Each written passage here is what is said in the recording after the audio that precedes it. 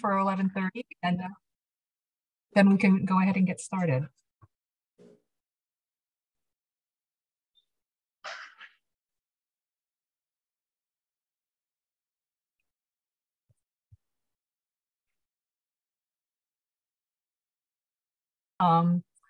So welcome.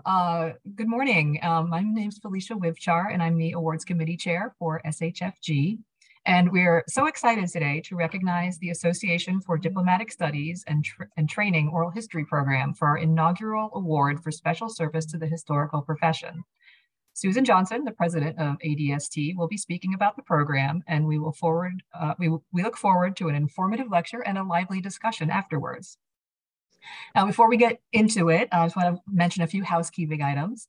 First of all, today's program will be recorded, so you can view it later on either the SHFG or ADST YouTube channels, either in part or whole. And also, Mandy from SHFG will be our chat moderator.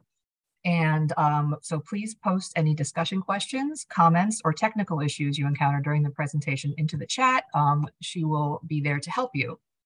And finally, if you are joining us on the phone and the chat is not accessible to you, we will also keep an eye on the shfg.primary@gmail.com email if you want to share any questions or comments with us throughout the presentation. So before I pass the mic on to our president, Joel Christensen, I want to share the commendation for the ADST Oral History Program. I'd like to talk a little bit about this new award for special service to the historical profession. Over the past few years, the Awards Committee has focused on revisiting the awards the Society gives, now and historically. And we've been making adjustments to better fit what SHFG values and what reflects the varied work that we all do in the historical field. We combed through the Society's archives to see what past committees and executive councils did and looked through how our current practices were going. The awards for special services to the historical profession reflects a gap that we noticed. We realized we had no means to recognize long-term projects, ones that create repositories for all to share in, that succeed through the work of many individuals and are built over the years. Unlike a book being published or an exhibition opening, this sort of project is ongoing. And while we recognize ADST Oral History now, after 30+ years of growing and evolving their program, it will surely continue along its path to expand the invaluable, accessible repository that they've built. The Awards Committee looks forward to recognizing such outstanding long-term programs that benefit the work that we do moving forward. Now, I'd like to invite SHFG's president, Joel Christensen, to share the commendation for the ADST Oral History Program. Joel, take it away. Thank you, Felicia. And thank you, all the representatives of ADST for joining us today. This is, I think, ADST is the perfect, in the oral history program at ADST is the perfect inaugural recipient for this award. It's almost tailor-made for the ADST Oral History Program, and we're thrilled to be able to award it today. The citation reads as follows: the Society for History in the Federal Government is pleased to recognize the Association for Diplomatic Studies and Training Oral History Program with the inaugural award for special service to the historical profession. This award honors long-term excellence by an organization, group, or federal history office that furthers the understanding of federal history and contributes in a significant and meaningful way to scholarship in federal history. Since its inception in 1986, ADST's Oral History Program has built an exceptional repository of firsthand information for the federal history community, and indeed for a wider audience. The program has gathered over 2,500 interviews and with hundreds more to come, attesting to its ongoing value as a project. The archive includes interviews with, among others, former ambassadors, retirees from the Foreign Service, USAID and USIA, and with Foreign Service nationals and Foreign Service spouses. This treasure trove of personal accounts, including such notables as Prudence Bushnell, Thomas Pickering, and Julia Child, provides scholars and historians of U.S. foreign relations with an invaluable resource, offering unique insights on the personal interplay, and debates among U.S. policymakers on the importance of U.S. diplomacy in serving the nation's interests. ADST's efforts to make these published materials accessible and easily navigable adds to their value. In addition to a free text search of the collection and content, the products can be accessed in various formats through transcripts, videos, and podcasts, and on the Library of Congress website as the Frontline Diplomacy Collection. So a round of applause for the ADST Oral History Program.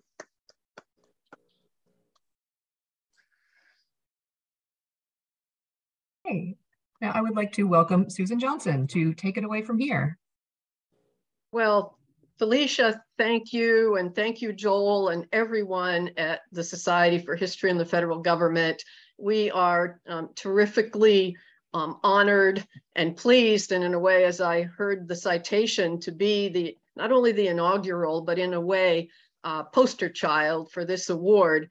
And I wanted to make clear that I am accepting it on behalf of everyone at ADST, our staff, our board members, our membership, our many volunteers, and the nearly now 3,000 practitioners of diplomacy and development who over the last decades have contributed their oral histories and hours of work to this collective effort.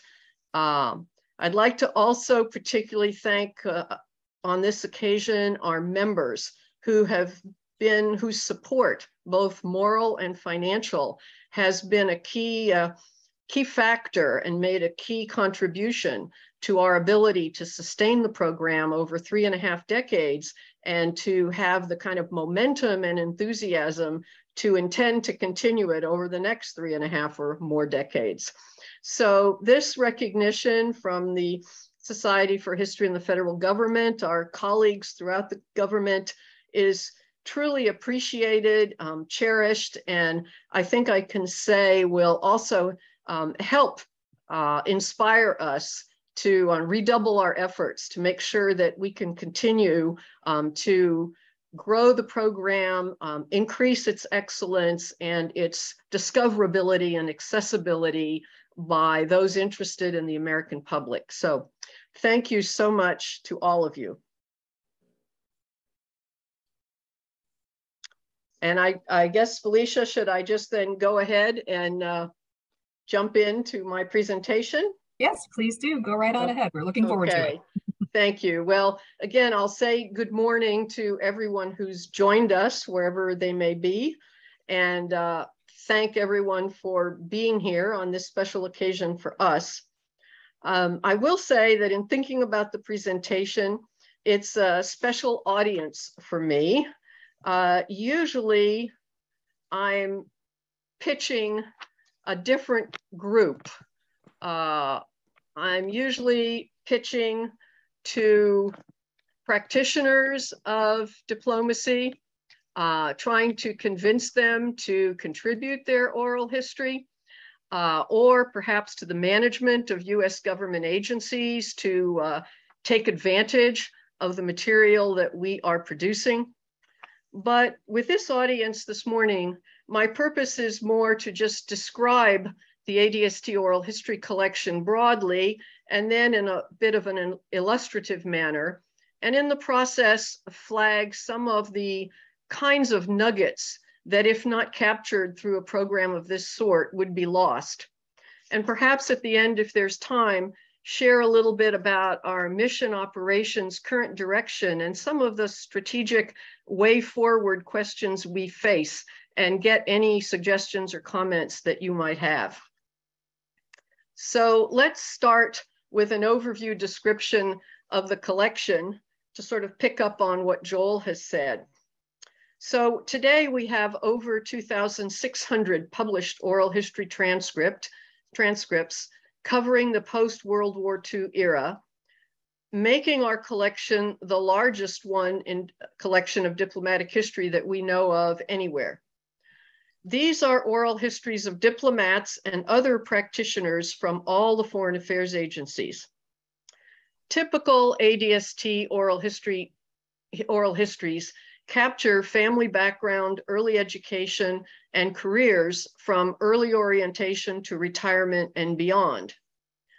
They provide unique firsthand perspective and testimony recognized by scholars and others as an invaluable supplement to official records and foreign policy literature in general. As Joel mentioned, ADST is also producing what I call derivative products drawn from our oral histories, such as short articles called Moments, podcasts, educational materials, which we share on social media platforms, now including TikTok. We at ADST, and I guess in this, with this particular group, agree with Senator Sam Nunn's description of ADST's oral history collection as a national treasure. It exists only because of Stu Kennedy's vision, the support that he got from Foreign Service colleagues, and the dedicated work over decades of scores of individuals, interviewers, interviewees, transcribers, editors, technical personnel who prepare the collection for our social media platforms and websites, and also for users. And we would like to have a better grasp of who all of our users are. We have a sense, but there's more to be learned in that area. The interviewees who share their personal stories are typically retired senior diplomats, but not always. The full diversity of the foreign affairs community is reflected. In addition to ambassadors and senior policymakers, we have hundreds of accounts from USAID and USIA before it was merged with the State Department, and other foreign affairs agencies, including Agriculture, Treasury, and Commerce. We also have interviews with Foreign Service spouses and partners, and as mentioned, from our Foreign Service nationals or local employees. And these provide many stirring accounts of contributions and document the important contribution that spouses and local employees make to American diplomacy. Most of our accounts come from the post-1945 period, but a few go back as far as 1917. From its inception, the Oral History Program has had several goals. We wanted first to capture the experiences and perceptions of retired senior officers to document and preserve the legacy of modern American diplomacy and of the Foreign Service. And second, to make these accounts as accessible as possible to serving diplomats, foreign policy experts, academics, historians, researchers, journalists, and others. Over time, technology is providing new means to make our collection less hidden and more discoverable, including to those new to diplomacy and foreign affairs, as well as to the general public via social media platforms, including TikTok, Instagram, and by participating in outreach programs to educators. Today, contributing to broadening public understanding and appreciation of diplomacy in a way that complements the efforts of foreign affairs agencies themselves to do this is a significant part of our program. We are finding that oral history is a particularly effective and credible way to inform the American public about what their diplomats and development officers do and how they contribute to our national interest in first-person voices. Now, just a bit of history to amplify on Joel's remarks. In 1983, shortly before his own retirement, Charles Stewart Kennedy, the founder of our oral history program, attended the funeral of Ambassador Burke Elbrick, a former US ambassador to Portugal, Yugoslavia, and Brazil.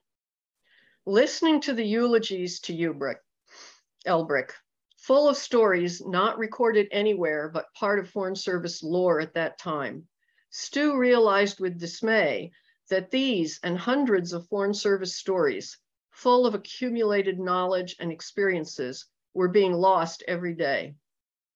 Earlier efforts to start a US Foreign Service oral history program had not prospered. Stu decided to try again and found a kindred spirit in another retired consular officer, Victor Wolf. As Stu and Victor consulted with historians on how to do oral history, honed and shopped their proposal around, they realized the effort would require backing. More than just buying a tape recorder, they would need an organization with people to arrange interviews, store the tapes, prepare transcriptions, and more. Later, they realized they would also need volunteers and more interviewers and internet-savvy experts.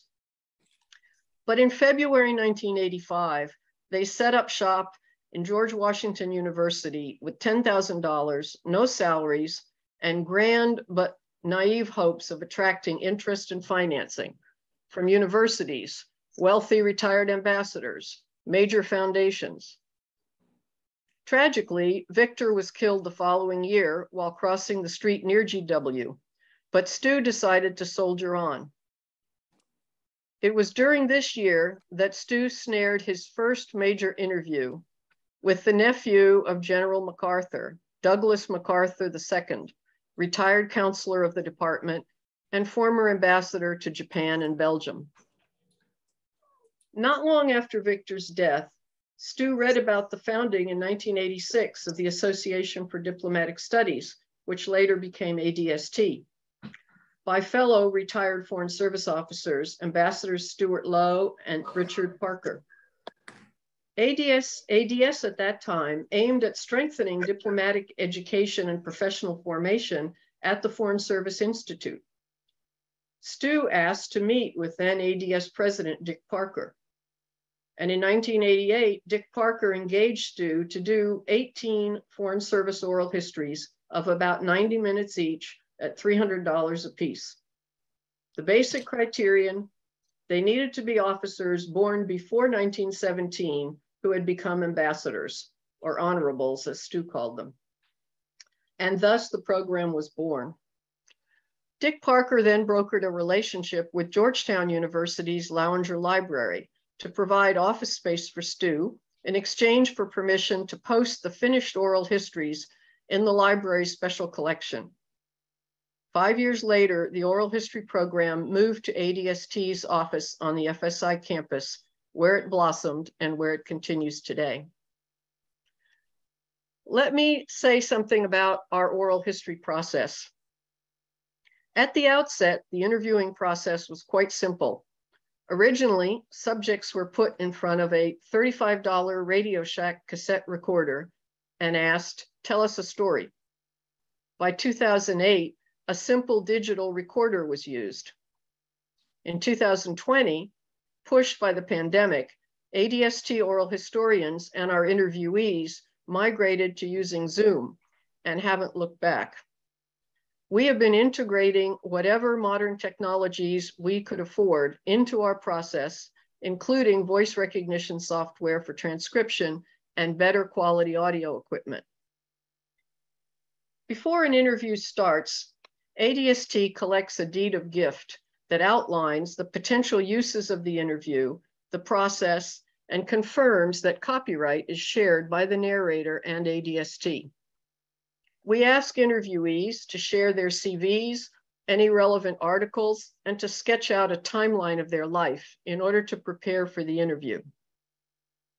We've found this preparation has greatly improved interview quality. We interview the narrators on their family background, their growing up years, major influences in their life, their university experience, as well as any previous work history. Then we launch into the various assignments in their diplomatic careers in chronological order.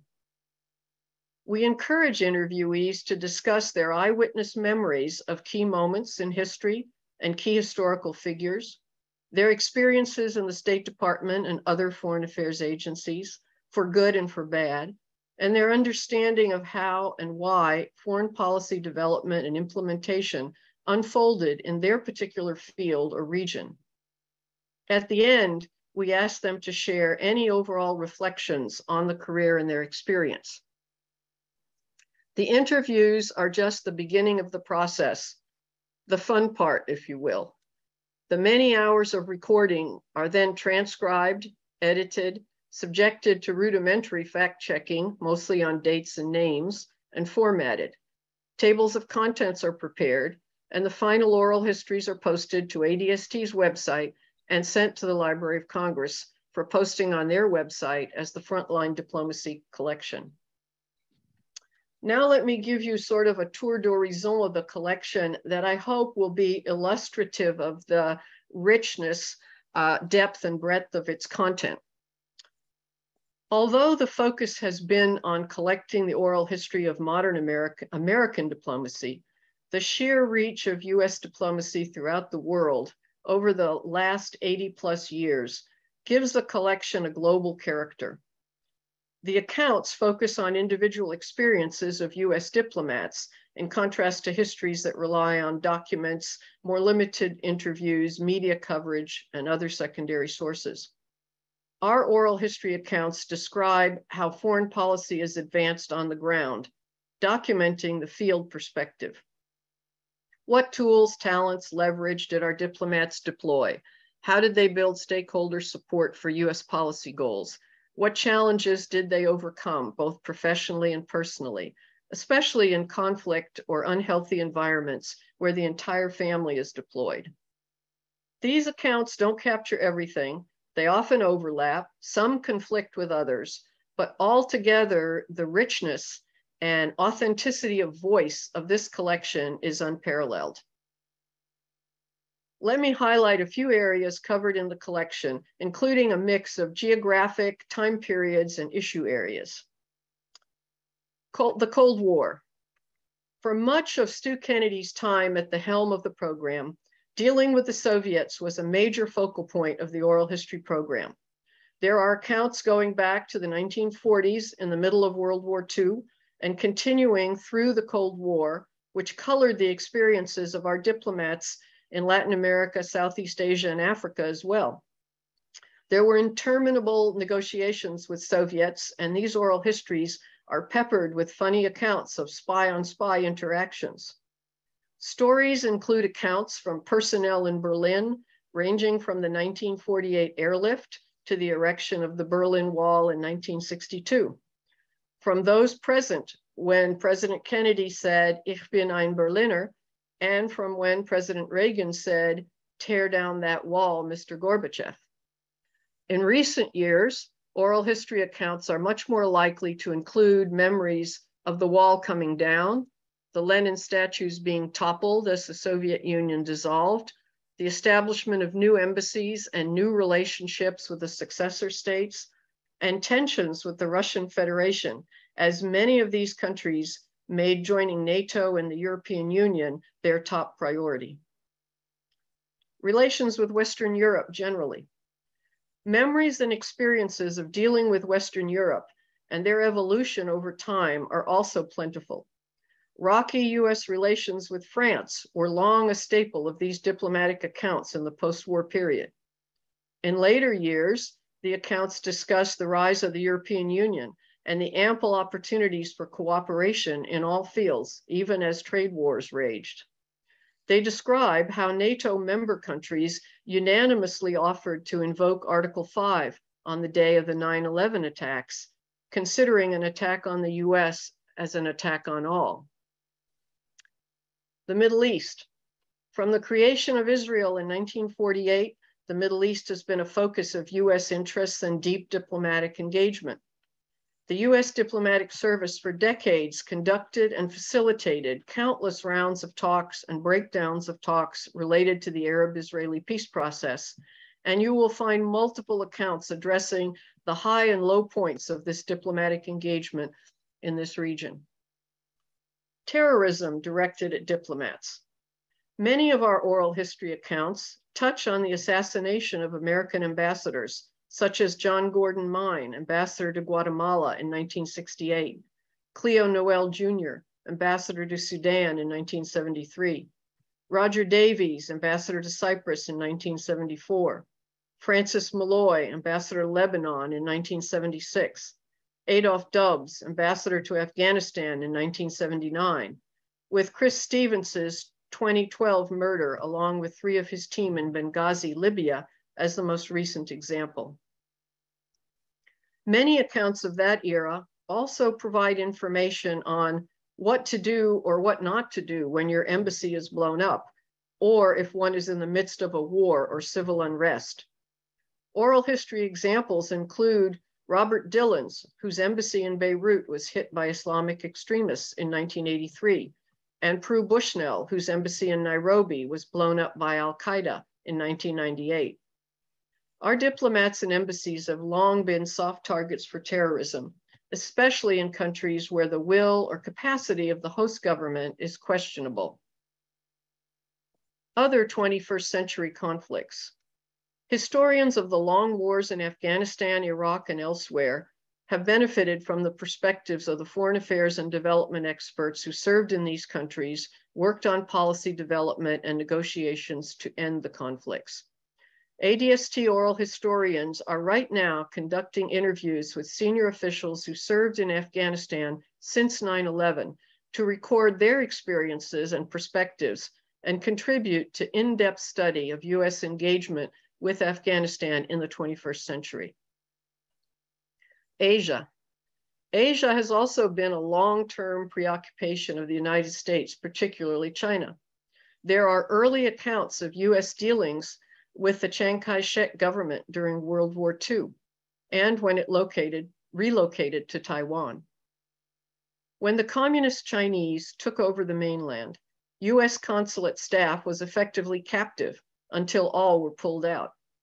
The opening of China to the US is the subject of a number of interviews, including oral histories from those who accompanied Henry Kissinger on his historic trip to Beijing in 1971. From persons who did the actual work of establishing US posts in that huge country, as well as from personnel who were on the ground during the events of Tiananmen Square in 1989. Collection also holds the unique tale of the son of missionaries in China, Art Hummel, who, as a teenager during World War II, joined Chinese guerrillas to fight the Japanese, and many years later returned as US ambassador to Beijing. Indochina. Regarding Indochina, there are interviews over the course of several decades, including by a man who was in Hanoi when Ho Chi Minh's troops took over in 1954, by persons who left Saigon and Phnom Penh in the last helicopters in 1975, by our consul general from Can Tho, who fled under fire on a barge down the Mekong River. This officer took his entire staff and the families of the Vietnamese who worked for him to await rescue by our fleet off the coast. Later interviews describe the emotional return to Vietnam after the opening of relations in 1995. Africa.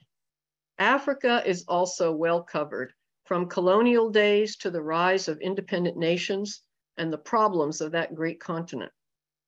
Officers who served in Africa take pride in living under extraordinary circumstances and have a genuine love for the country and the people there. There are several narratives that discuss evacuating embassies under fire in Liberia, Sierra Leone, and Somalia, of working in famine relief, and about the insufficient US response to the genocide in Rwanda. There's a fascinating record of the rise of apartheid in South Africa to its demise decades later, as told by officials who served in that country and by assistant secretaries who guided our policy from Washington. Latin America. Interviews on Latin America contain stories of dealing with dictators, drug wars, promoting democracy, and trying to settle or help settle century-long border disputes.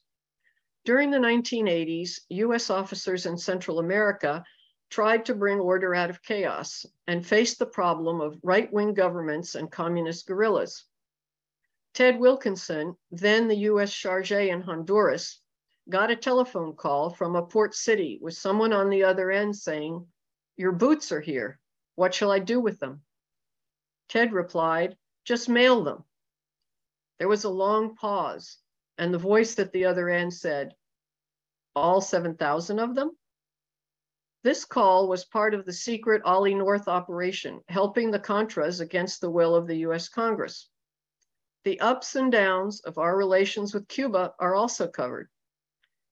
And one ambassador to Chile described in detail how his predecessor had developed strong relationships with members of the military junta, so that when Pinochet tried to hide the true plebiscite results, rejecting his continuing as leader, the embassy relayed this information to a military officer they knew was committed to the return of democracy, who then announced the real results publicly.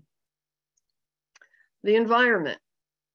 These oral histories also tell the story, I should say, about US government efforts to move the ball forward on environmental protection, including stories about using debt for nature swap funds to protect forests in developing countries, the development of the Convention on International Trade in Endangered Species, and negotiating the Montreal Protocol that's protecting the world's ozone layer. In recent oral histories, there are fascinating anecdotes on how we got on the road to climate action. State Department DAS Robert Reinstein quietly suggested to European countries, by flying a paper airplane of jotted notes across the lunch table in a New York restaurant, that the UN text under negotiation should contain the vital principle that stabilization of greenhouse gases could only be achieved with action by the major developing countries. Foreign Service Officer Rick Driscoll provides a fascinating account of how a relatively small State Department team led US government efforts to negotiate the Paris Agreement. He explains how the idea of switching to voluntary commitments was key, how the developing countries were won over, and how the US government worked with other countries to ensure important equities were met and extraneous issues were kept out of the text. These stories show in granular specificity that there is a vital place for diplomacy and negotiation skill, no matter the overall policy orientation of the Washington administration of the day. Perceptions of the Foreign Service. When the Oral History Project began, the Foreign Service had been portrayed as an elite organization, unrepresentative of the country as a whole. After World War II, thanks in part to the GI Bill, incoming officers were much more diverse in terms of background, if not race and gender, than is usually understood. ADST interviewees are asked to provide something of their background. The early lives of US diplomats became more intriguing as time went on, as they came from extremely varied backgrounds, children of poor immigrants or immigrants themselves, especially those who fled Europe because of Hitler. Many others hailed from remote areas of the Midwest. Career Ambassador Johnny Young recounts how, as a child, he huddled in his home in a rundown Black section of Savannah while the Ku Klux Klan burned a cross outside. Political appointees. It may be worth noting that early on, Stu Kennedy decided not to concentrate solely on career Foreign Service ambassador, but to include the stories of political appointees. These men and women were also asked about their early lives and their careers outside diplomacy. There's a solid collection of life in academia, business, and politics that led to ambassadorial appointments. Robert Strauss, ambassador to the Soviet Union under President George H.W. Bush, provided wonderful stories about being the head of the Democratic Party and about Texas politics. The accounts of longtime civil service employees are also often riveting. These individuals bring the depth, knowledge, and expertise to many foreign policy areas that Foreign Service officers don't always have. From maritime boundaries to counterterrorism to climate change, these senior civil service colleagues have vital and fascinating stories to tell, and we urge them to contribute those stories to us. Underrepresented groups, women and minorities. The ADST Oral History Collection is an excellent place to mine information about the problems and challenges women in the Foreign Service, or women who wanted to be in the Foreign Service, faced and face today. The experiences of and the changes in the status of officers from underrepresented groups over the years is also documented in our archive as more African Americans, Hispanics, and members of other underrepresented groups move into senior ranks. These are stories that document our changing society as well as the changing face of American diplomats. State Department bureaucracy. Finally, for those interested in how bureaucracies work or don't, the collection includes details about various internal politics of the Department of State and the policy conflicts with other elements of the government, particularly the Defense and Treasury Departments, the White House, and Congress. The men and women interviewed narrate these domestic battles with the same gusto with which they speak of squabbles they reported on in other countries. I hope this gives you sort of at least an indication of the richness, and I've barely touched the surface of what is in our enormous archive of over 500,000 pages. So let's turn now from what's in the oral history collection to how we share and use it. By the mid to late 1990s, the Foreign Affairs Oral History Program had become the heart of ADST's work. Starting in the early 2000s, ADST began a sustained effort to make the collection more sustainable, more searchable, and to explore ways to convey its richness and the utility of its content. There's much more work to be done in this area. But we developed country and subject readers that allow researchers of individual countries and topics to find the topics they seek more easily. But keeping these readers up to date is a challenge. We've produced a library of almost 1,000 moments in US diplomatic history, which are shorter pieces mined from our full oral histories, often drafted by interns and reviewed and edited by Foreign Service staff. We now share these via Twitter and starting this year via TikTok. In our educational outreach, including via the Library of Congress Teaching with Primary Sources program, we emphasize the value of primary source material to supplement and enrich other historical accounts. We have a pilot program to produce syllabi or lesson plans for secondary school teachers, and our oral histories are also used by FSI's Center for the Study of the Conduct of Diplomacy and the Historian's Office. We have a library of podcasts on modern American diplomatic statecraft and the transcripts of these interviews as well. We have started to use select TikTok posts to make YouTube shorts, which we think can be used as a classroom teaching tool.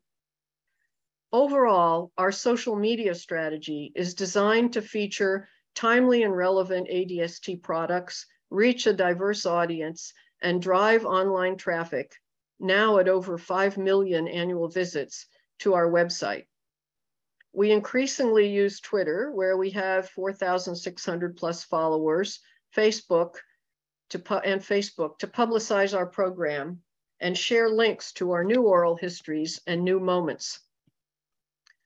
The American Diplomatic Oral History Weekly is a roundup of our latest social media posts shared with just over 3,400 subscribers at last count.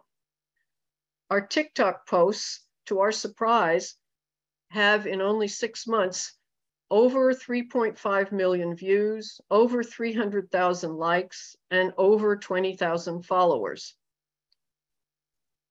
Let me talk a little bit about our mission and operations as I draw to a close. You've heard now about ADST history and about our oral history collection. So I'd like to just tell you a bit about our mission and the resources we have to achieve it and some of the strategic questions we face now, and look forward to any suggestions, questions, and comments. Our mission is to capture, preserve, and share the experiences of America's diplomats to strengthen public appreciation of American diplomacy and to enrich professional knowledge of its practitioners. ADST is a rather unique operation. It has the nimbleness and freedom of a small NGO, as well as the resource constraints.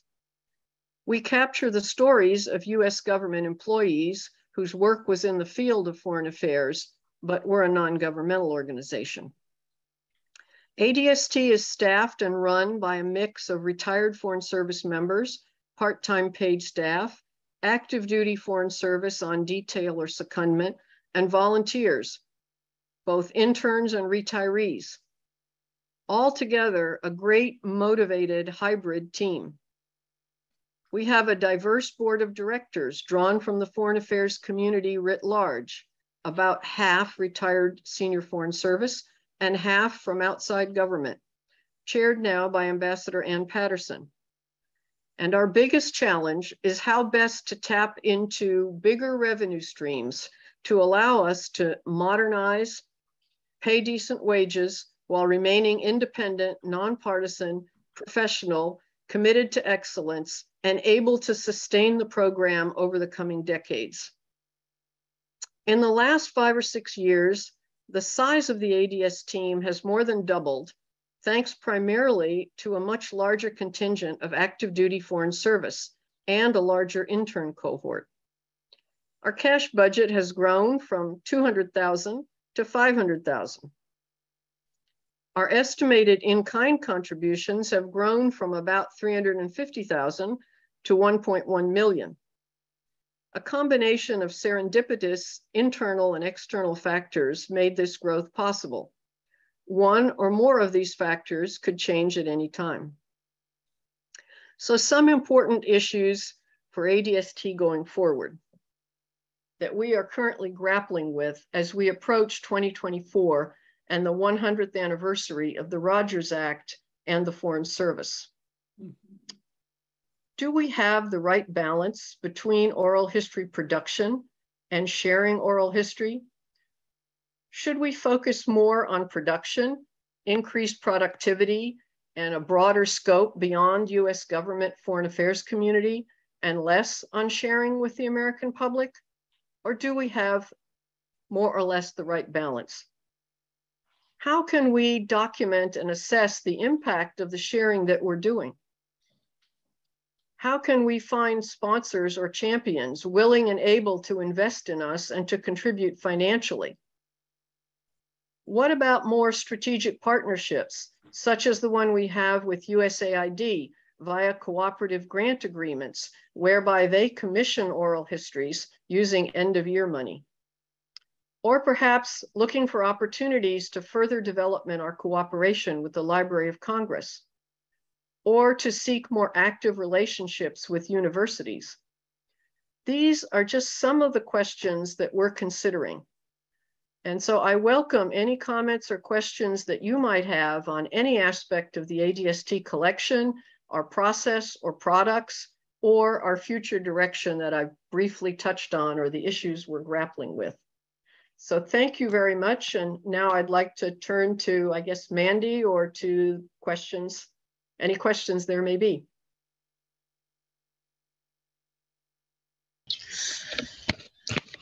Thanks so much, Susan. This was a really wonderful talk. I'm just going to reiterate, if you have any questions, to please put them in the chat, or if you're joining us by phone, to email the shfg.primary@gmail.com email address.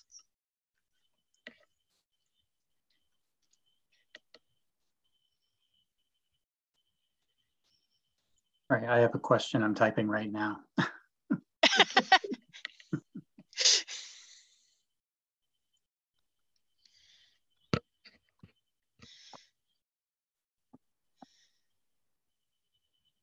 William?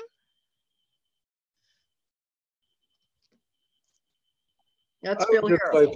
I would just like to congratulate Susan on the work that she's done really in the last few years. I think she's added a new life, a new mission to both to ADST and most particularly the Oral History Program. I think she has put the whole thing on the map in a way it has not been before. And I think she's made strides in the very tough job of fundraising. So we're very fortunate to have Susan in this position And I just want to congratulate her. Well, Bill, thank you very much. But I'm hoping our historians here will ask me some probing questions or have some insights into how we can do better or ideas for the way forward. Okay, we're going to go to the chat first, and then Peter, you'll be up next after this first question. Susan, from Joel, do you interview active foreign service personnel as well as retirees? Have you gotten firsthand views, for example, of the reopening of U.S. Embassy Havana or of any struggles with Havana syndrome? Well, thank you for that very interesting question. In our podcast, we have interviewed senior active duty. And in our Afghanistan project, oral history project, that we have just started recently with grants from the Rockefeller Foundation and the Carnegie Corporation, we do expect to be interviewing active duty who were involved in the lead up to the Kabul evacuation and involved with it either on the ground in Afghanistan or anywhere else in Washington or elsewhere in the Middle East. So we do expect to be doing that, and we're cautiously moving in that direction. There are pros and cons to interviewing active duty, particularly for history. But we think we can do it with responsibility and sensitivity, and offer also embargo of comments for some period of time to be agreed upon. If we do interview active duty, then they need to get their transcripts approved, the transcripts of their comments approved by the government agency involved. Now, we are not looking for classified information. We're looking for, primary, so first-person witness accounts while memories are fresh, so that we can gather a full panoply of perspective on different issues. Now, as far as the Havana opening and the Havana syndrome, that issue is kind of on my radar screen. We haven't started anything yet, but it would be valuable to do. And as a former AFSA president, I know there are historic precedents, and we do have some information about people who speak in their oral histories about being subjected to microwaving and other things in the Soviet Union or elsewhere. So yeah, thank you for that question. It's something we're sort of chewing over and looking at how to approach it. Thank you. Peter, did you have a question?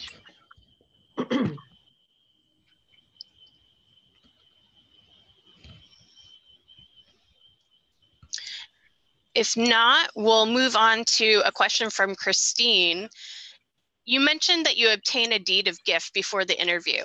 Have you ever had situations where someone changes their mind after the interview, and or where a person wants to embargo an interview or excerpt classified/confidential information? How do you deal with these issues? Thank you for that question. Yes, the deed of gift is important to us, and the deed of gift gives shared copyright and gives us ADST a lot of control. However, we certainly do allow our narrators to review their transcript, the transcript of their interview, and to add or subtract material. That's before publication. If after it's posted, they want to remove it or change something, normally we allow that. The reason being that we think it's important to be sensitive and responsive to the interviewee. We sometimes try to assess the reason that they're giving us for wanting to remove their oral history from the collection or to take out a certain part. I can give some examples. Ambassador Sam Lewis did his oral history and included in it some frank material about his relationship with Israeli leaders, but he asked us and we agreed to embargo that until his death and the death of the interlocutors he identified. So we did that, and as it happens right now, all of those people have passed on, so the oral history is no longer embargoed. But generally, if people want to remove it, we allow them to do that, or we do it for them. It's very rare. I can only think of a handful of instances out of the many thousands of interviews that we've done.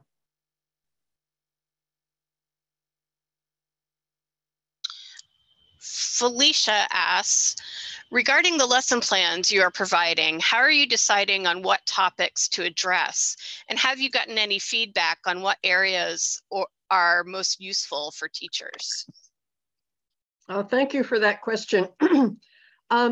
This is a sort of a new, I call it a pilot program that we're doing with some Una Chapman Cox Foundation funding.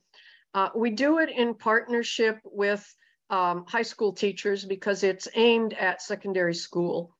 And they give us some input on topics, but otherwise we try to pick topics that we think will be of interest, that we know we have material in our oral history archive that will be relevant and kind of meaningful. The idea behind all this, and it's an idea that still remains to be tested, is that we can get younger people more interested in and aware of diplomacy and foreign relations if we present it to them via first-person accounts and in the voice of kind of oral history accounts, as opposed to some of the more formal ways or traditional ways of talking about historical events. So far, the response from the high school teachers has been very positive, but we would like to know, it's anecdotal still. So we would like to go out and create some focus groups or surveys that we could get more feedback from both the teachers as well as the students as to what they liked or what they didn't like about our lesson plan. I would have to refer you to our website teachers page. You can see what all the lesson plans are, the topics. And yeah, Heather is just posting it in the chat now. But for example, we thought we would do one on nuclear deterrence. But when we got into that, we found out that that whole topic is a bit more complex, and we needed to, look at various elements of arms control. And initially it started out just with the NPT. And when we met with subject matter experts from our membership and within the foreign affairs community, we saw that there was enthusiasm and some volunteers who'd like to work with us on that, but that it would require more work than we initially had anticipated. So there's a topic that is timely right now. We'd like to do it, but it's complex to how you present all that and in what combinations to high school kids. So we're just at the beginning. If anyone is interested in learning more or in working with us or contributing ideas or receiving any feedback we get, we'd be happy to welcome you to join with us in this effort. I hope that answered your question, Felicia.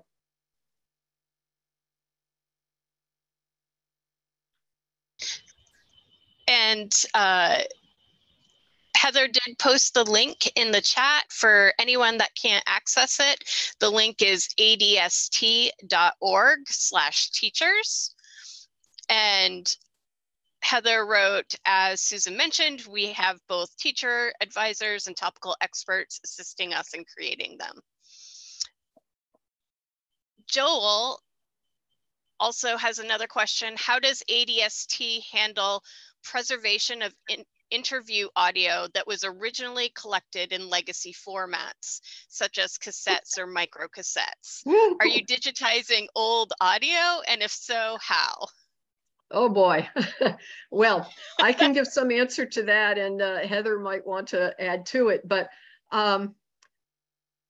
we digitized, I think, over 6,000 old cassettes in the ADST cottage. We still have those cassettes. Some of them are stored in old library card catalog, what would you call it, furniture, cabinets, I guess, and others in boxes in our closets. We don't have the, I guess, ideal conditions for preserving, you know, these kinds of things. We did discover in the digitizing process that the audio quality from the cassettes, you know, varied a lot. Yeah, certainly James can also talk about that. But we now have digitized, I think, just about everything that we have that was audio, but I'm not positive of that because we've got file cabinets full of material, not all of it completely inventoried. And that's one reason why there's so much to do, and we're looking for some capital investment that would allow us to take time to do some of these things, which if we did now, we'd have to, it would be at the expense of our oral history collection itself. So we've got all these tough trade-offs to make as to where we put our limited resources.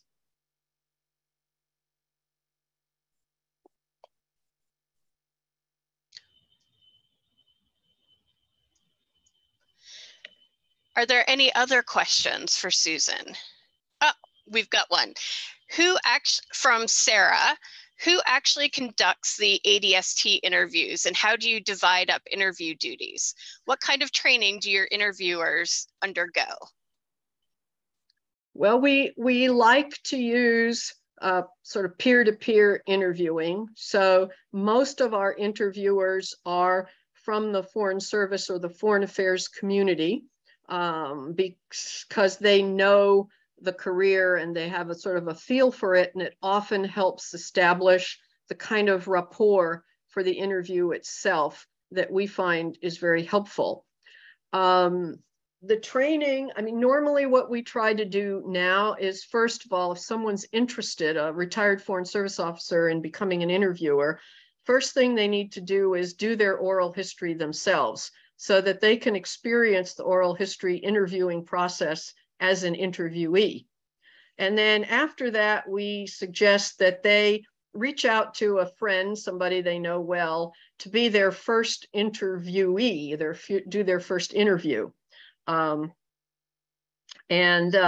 works well because it allows them to kind of get into the process the first time and kind of smooth out and see what they feel comfortable with and what they'd like to know a little bit more about. We also encourage people to audit interviews that are being conducted by our most experienced interviewers to see how that happens. But after that, it's a combination of personal interest and talent and experience. And all of our interviewers sort of get better as they do interviews, like most things in life. I'm trying to think, you know, in the past, we've had some less training than we do now. And I'm trying to think if we have any interviewers who are not from the foreign affairs community or career, like journalists or academics. Maybe, I don't know, Heather could, our oral history program manager, could jump in on the chat or otherwise if she can think of any interviewers that we've had that didn't fit this general profile. Everyone is involved as a practitioner to some degree. I would say we have a few people who aren't, you know, maybe your typical career path, but they still have worked in foreign service. We have someone who is in diplomatic security, but yeah, we have them representing all the different organizations pretty much. So we're lucky to have a good bench of interviewers. I could just add to that. We have 2 staff interviewers. That means paid part-time interviewers. And then we have a collection of volunteer interviewers, some who have been interviewing for us for many years. And we invite people to become interviewers. And one good way to start is by being a volunteer interviewer. And Heather does an introductory session, a training session, then they audit, then they do their own interview. So there's kind of a process that brings them into it. So far, it's working pretty well. although we could use more. If you're interested, be in touch with us. I was just going to read out Kristen's question of, do you encourage current or former state AID, USIA's employees to volunteer at ADST? And that sounds like a resounding yes. Yes, we do. And we reach out through the retirement seminar, the various times a year, but in other ways, and hopefully word of mouth. So particularly for people who'd be interested in interviewing or editing. Editing is also another good way to start the path to become an interviewer, because if you read through transcripts and you're editing them, you start to get a feel for what the whole process is about. So that's another thing. We do need editors. Editing is one of our biggest challenges. And I know 5 or 6 years ago, we had a huge backlog of unedited transcripts. A large portion of those, most of them unedited by their narrators, but some of them unedited and the narrator is no longer with us or unable to edit. So we had to come up with a way of dealing with all of that. And part of that solution is to offer more help to the narrator to clean up the transcript more than it was originally cleaned up with an initial kind of editing, just format or copy editing sort of. And in some cases if they don't want to, we will edit it for them and post it. So we've whittled down that backlog, but it's still several hundred. It was over 600 when I came, and we keep getting new ones to do as well. So so if anyone is interested in being a volunteer editor and they're good at it, we've got plenty of work in the editing side.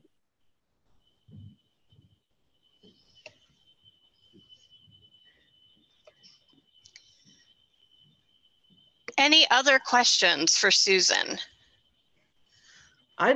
Jim. I wanted to congratulate you, as Bill Harrop has, because of the status I think you have brought now to ADST. So thank you very much for doing that. I also wanted to ask you how the indexing is done. You gave us a very interesting overview of what some of these interviews say about, for example, the evacuation of Afghanistan and other things. How do you go about digging out that information? Is somebody doing indexing so that if you plug in Afghanistan, you get a lot of answers to that, or how does that work? Well, I can see Heather smiling there. We have done a few things like our country and subject readers, our finder's guide, tables of contents, which help, but otherwise we're pretty much relying on a Google search. We very much would like to partner up with someone with the library sciences background and get some funding so that we could really properly index the whole collection. But that's a major project. The National Endowment for Humanities has a grant that kind of aims at that, which we might like to go for if we can find a good partner. But that's, Jim, exactly the reason that we need capital investment from whatever source to allow us to do that. And it would make the collection much more searchable in terms of metadata and I guess better quality of data more quickly. Mm-hmm. Now you can find a lot if you have the time and the knowledge, the clues, let's put it that way, that will help you go find what you need. But I was concerned that just in giving this quick overview of content, that, it would become kind of too much. And that's only scraping the surface of what is there, because we ourselves don't know everything that is in there. we try to describe what the collection consists of, and we can do it in kind of the general terms. And I only just began to touch on some of the issue areas. Doing it geographically is fairly easy. We can do it quantitatively, just look at how many, look at our country readers. But this is an important area for us in this 21st century going forward. and how we can make the whole collection even more valuable. Mm-hmm. Thank you. Susan? Yes, Bob. I'm sorry to, I tried sending this in the chat, but for some reason it didn't take. I'm just interested in what your outreach program and policy is like in dealing with the Hill, with congressmen and women, senators, and their staffs. Seems to me like a rich area for acquainting people up there with the realities of Foreign Service life and the dedication of people who are in the Foreign Service. Well, Bob, thank you for that question.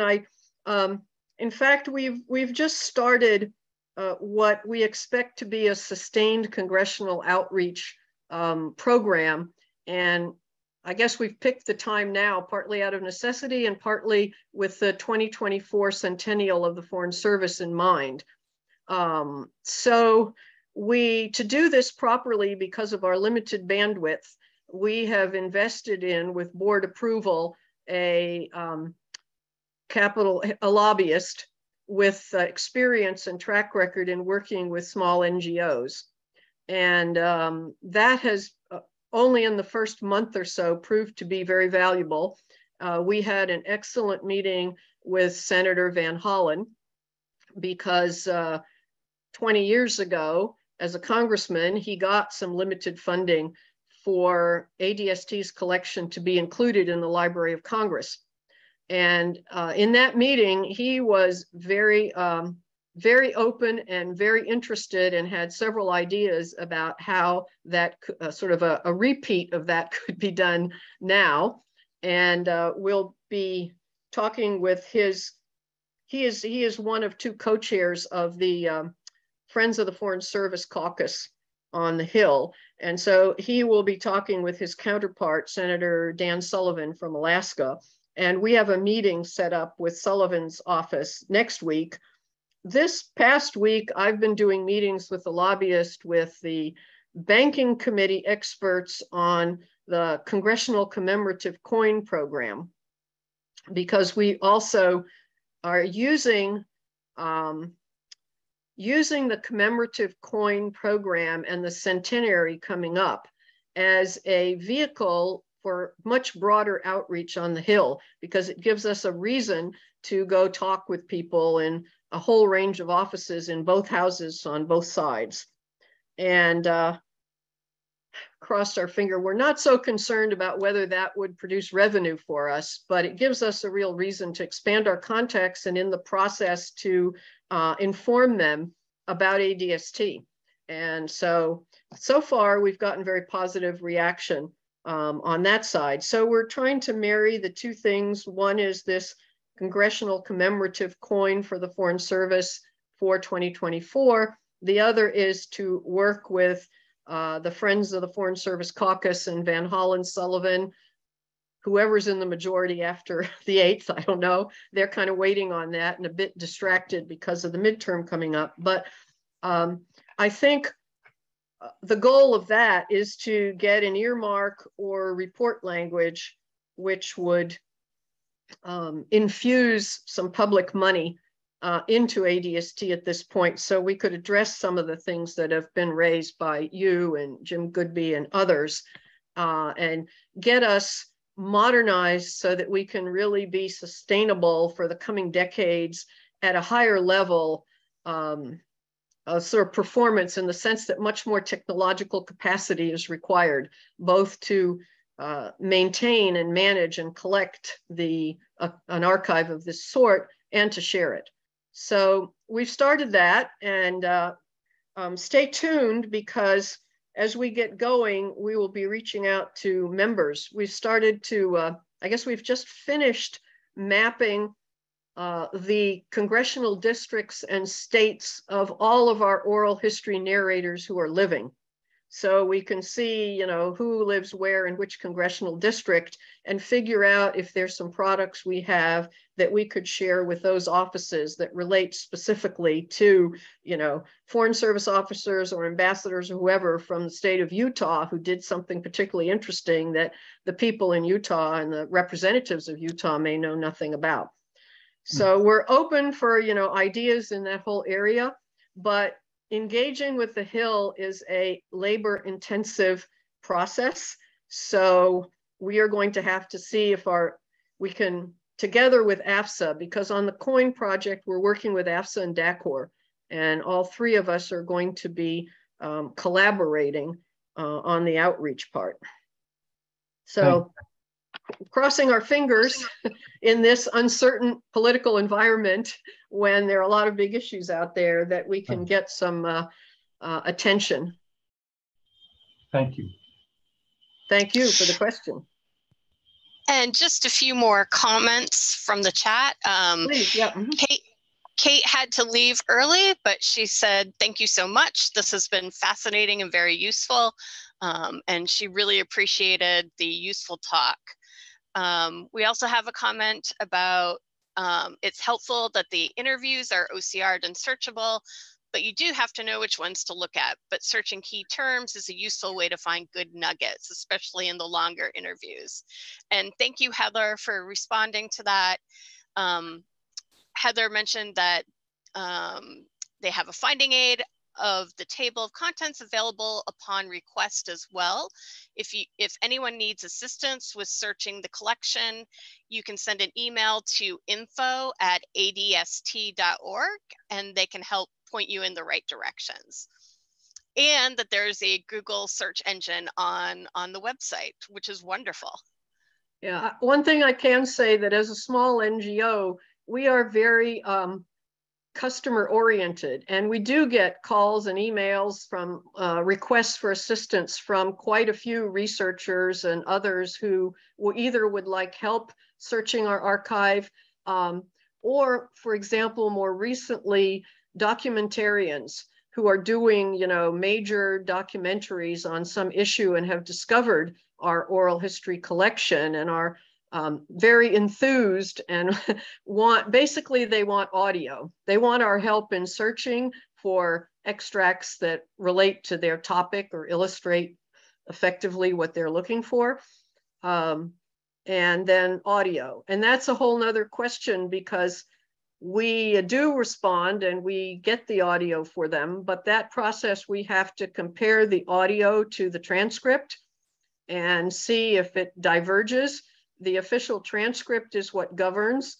If the audio contains material not in the transcript that maybe the narrator took out because they reconsidered and didn't want it put there, then we have to check with the narrator if they're still living to see how they feel about releasing the audio. And if they're not living, we have to make our own kind of judgment call about it. As to how to handle it. And then it depends on who's asking for it, what the content is, the degree of gap, whether we think that any of the material that was taken out, that is of the transcript that's in the audio, by any chance could be classified or anything else. So there are a lot of considerations, which is time consuming. And I think I mentioned that we've got most of our staff is part-time. And that's only because we can't afford to hire them for more than part-time, or at least that's usually the reason. Sometimes they prefer to be part-time because they have other things that they're busy with.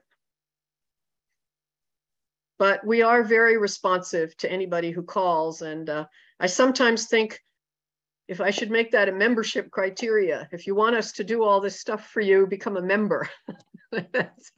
Then we could kind of say it's a member service. But so far not. I see a question here on collaborating with Schaefer. Yes. Yes. Well, Stu, and then some of us in my first years, we went to several Schaefer conferences, but they seemed mostly, at least as a visitor there, just somebody attending as a member of Schaefer. it was mostly about, books and publications. And we do have a book program, and we would take it up there, but we're pretty small compared to all the big university presses and other folk. So I guess it's a question if you have ideas on how we could collaborate with them. Mostly we'd like to be involved in some way with panel presentations or something that could raise our profile with more Schaefer members, or could use sort of focus in on some particular issue where we have a lot of material that adds value to whatever they're doing. But I think we're trying to figure out, how could we collaborate with them? In the beginning, we had to join Schaefer as individuals because the ADST had no money to pay for any institutional membership. We now do budget for that, and we have joined like the Oral History Association, and we attend those conferences and I think add value there. So bit by bit, we're looking for that, but we'd love to actually collaborate more with historians and figure out what would be a good way to do that, to actually operationalize that. So if you folks at HSHFG have ideas on that, we'd be happy to follow up on that with you later.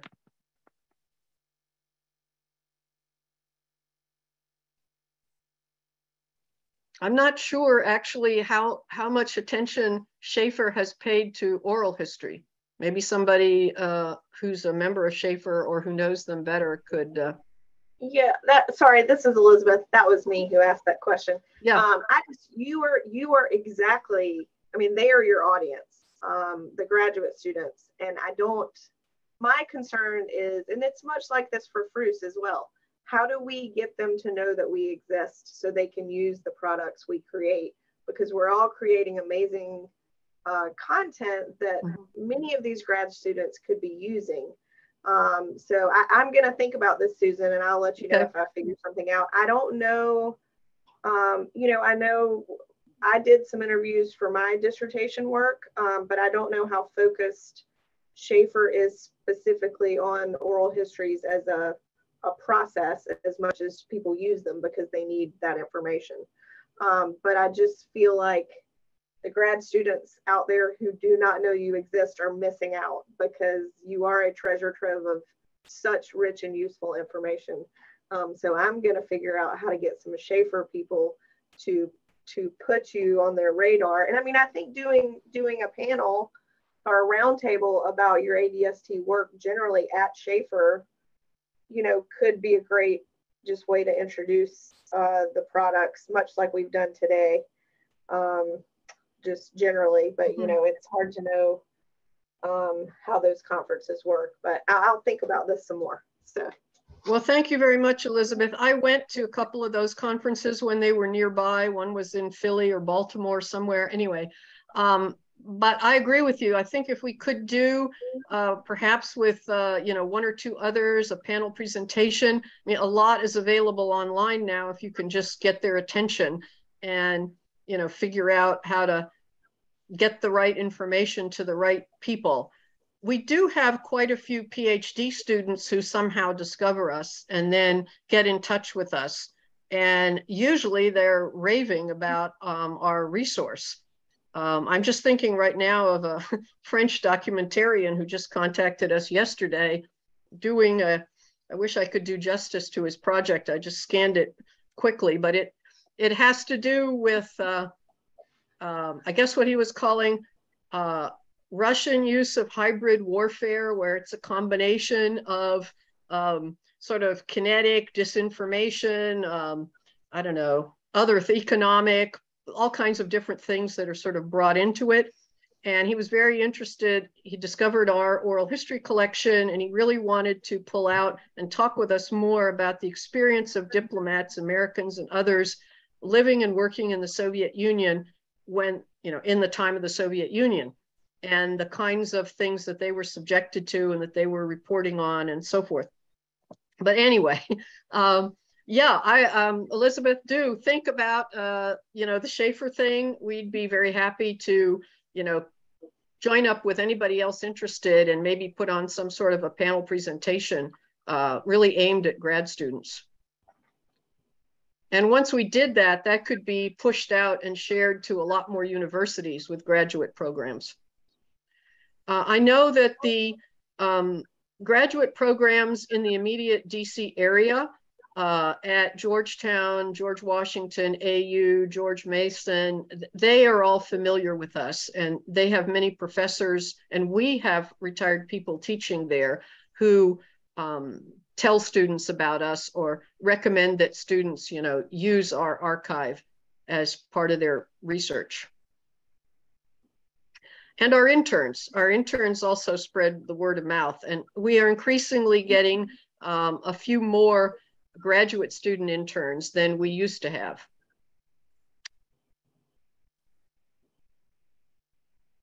Okay, well, I have a little bit of, I guess, fodder for my kind of questions. I didn't hear anybody say anything about whether it sounds to you as though our balance of, you know, about half of our time and effort is spent on oral history production per se, maybe a little more than half, 60%, and the other 40% is on the sharing side. Does that seem to be about the right balance? The reason we do sharing is we want people to be aware of the resource that we have so that it gets used and we get more feedback about who our users are and what we have that's useful or what we don't have and could do differently that would be more useful. So that's pretty much the balance that we have. But every once in a while, I think about, well, if we put 80% of all of our resources and time into oral history production, we could increase our productivity a little bit, probably, and maybe further reduce our backlogs, but maybe at the expense of meeting the other part of our mission, which is to try to broaden and strengthen public understanding of and appreciation for diplomacy and for the Foreign Service and for the work of diplomats and make it more real to them. I didn't hear anybody say that really seemed out of line, and I didn't hear anybody say drop one or the other. So I'm just my takeaway is gonna be that sounds reasonable. It strikes me, for one, as an appropriate balance. In large part, I think, because you are an independent organization, and not only, you know, devoting that much time, that much of your resource base and your time to sharing your work, not only furthers your mission of informing people about diplomacy, but it also, I think, given that you have to raise your own funds, I think it might be dangerous to reduce that share of your time. Well, that was our thought, that we really need to make people more aware of the value of what we're producing, because otherwise it would put at risk the very capacity to produce it. But let me ask you, Joel, in your capacity kind of as president, and also for our colleagues in the Office of the Historian at State, what things could we do that would be more useful to you? Are there particular topics, areas? Are there particular interviews that are issues? Because I think it was you who mentioned the Havana Syndrome in Cuba. I mean, are there particular areas or interests? Because we've got to prioritize in terms of who we go after. And since we're not a government agency, everything we have to do has to be via persuasion. We have to go, you know, invite and persuade somebody to do an interview. Some people need to be persuaded, others are anxious to do it. But if there's some areas or things that we could do that would make our interviews more useful to the work of the historian's office at State or in other agencies that maybe draw on it, please let us know. I can certainly follow up. I'm in the historical office in the Office of the Secretary of Defense. And the book series, I lead our publications program there.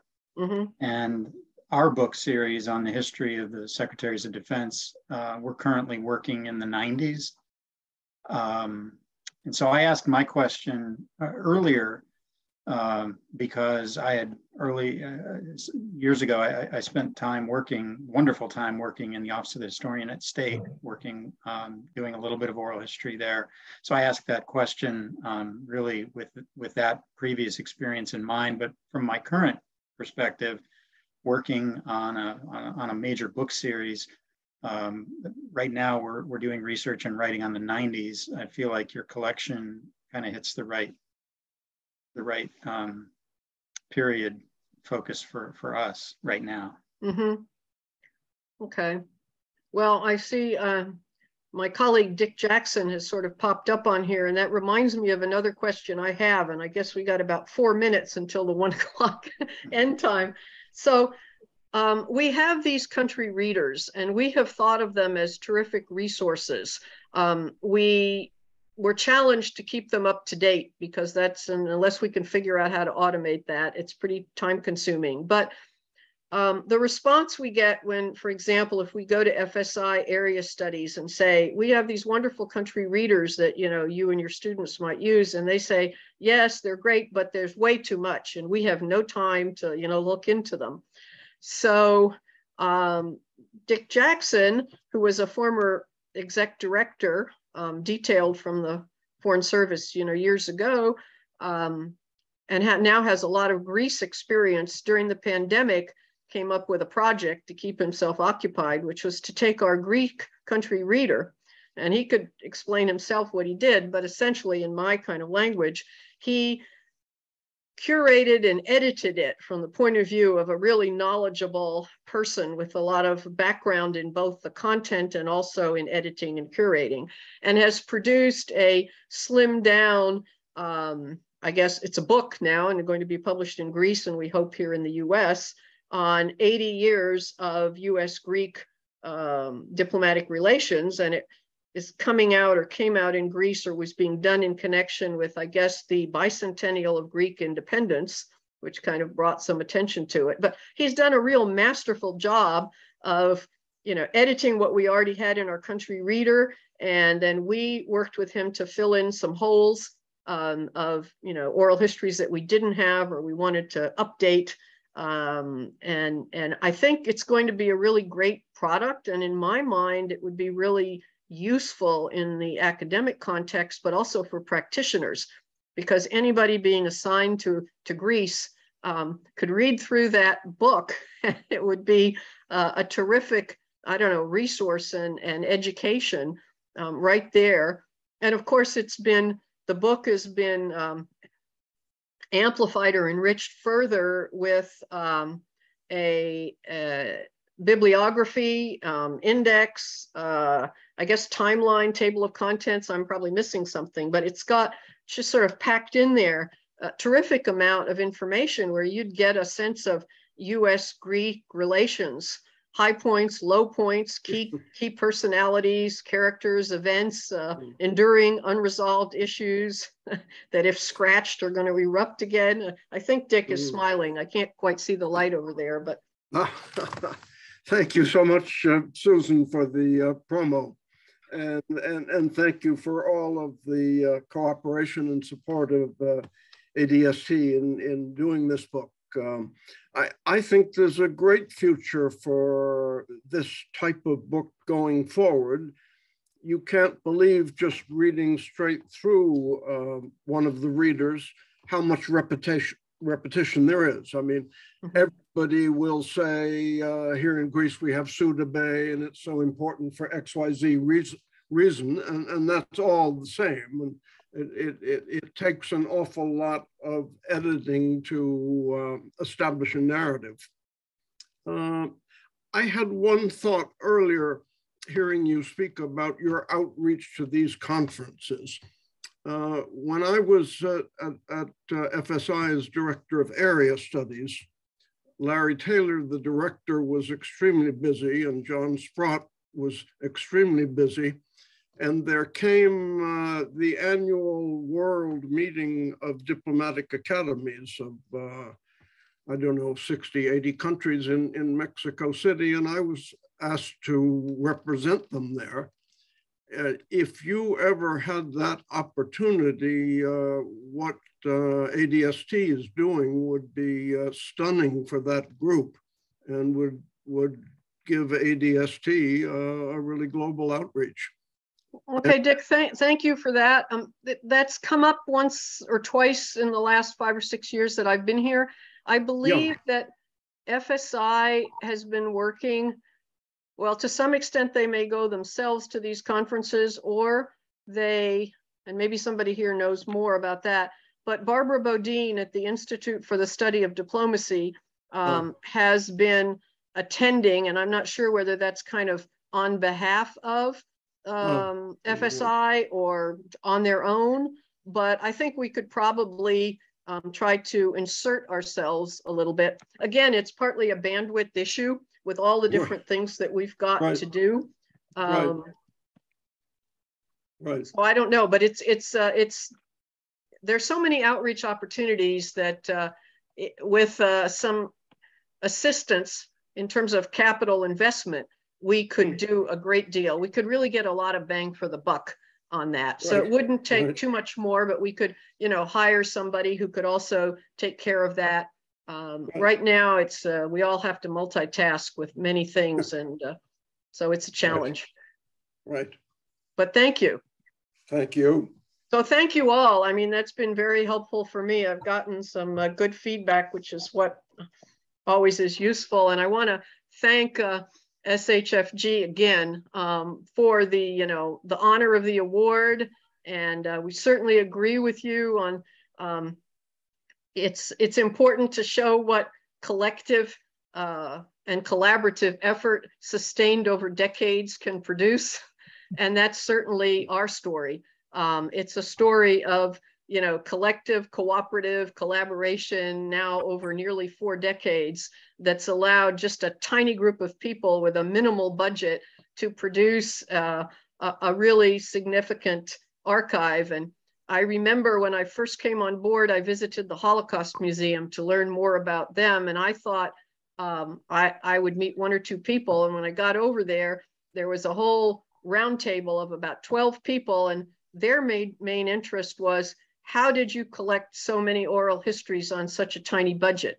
That was kind of, they were saying, it would cost us that X millions to do that. Now, we did try to figure out very roughly, I tried to figure out what it cost us in terms of our actual budget outlay, and a very lowball estimate of our volunteer contribution over the years. And I figured we put in at least 15 to 20 million over 35 years. So that's sort of, if you're trying to say in a monetary sense, what does it cost to produce something like this? That's what it is. Now, of course, if you divide that by 35, 40 years, it's 500,000 or 600,000 a year, but there you go. That's amazing.